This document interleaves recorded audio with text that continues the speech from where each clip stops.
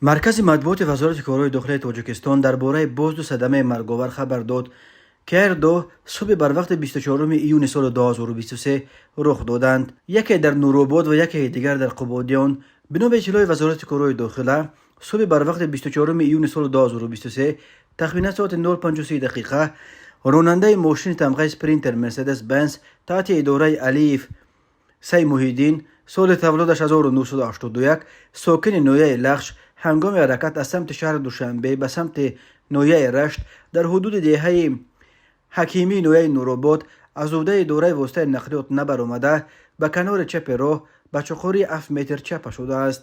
дар натиҷа ронанда Алиев дар ҷои ҳодиса ба ҳалокат расидааст. мусофири дохили мошин Алиев Шамшод, соли таваллудаш 1999, сокини ноҳияи Лахш, ҷароҳати ҷисмонӣ бардошта дар беморхона бистарӣ гардидааст. ҳамчунин субҳи 24 июни соли 2023 тахминан соатҳои 03:55 дақиқа ронандаи мошини тамғаи Opel Ёлдошев Муҳаммад Умар, соли таваллудаш 2002, сокини ноҳияи Қободиён, ҳангоми ҳаракат дар ҳудуди деҳаи қизилнишони ҳамин ноҳия аз ӯҳдаи идораи воситаи нақлиёт набаромада, дучархарон Ҷураев Олимҷон, соли таваллудаш 1991, сокини ноҳияи мазкуро пахш намудааст. дар натиҷа Ҷураев Олимҷон дар беморхона ба ҳалокат расидааст.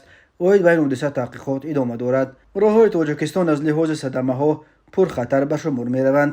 танҳо дар моҳи майи соли ҷорӣ бино ба ҳисобҳо бар асари садамаҳо дар роҳҳои ҷумҳурӣ то 40 нафар ба ҳалокат расиданд.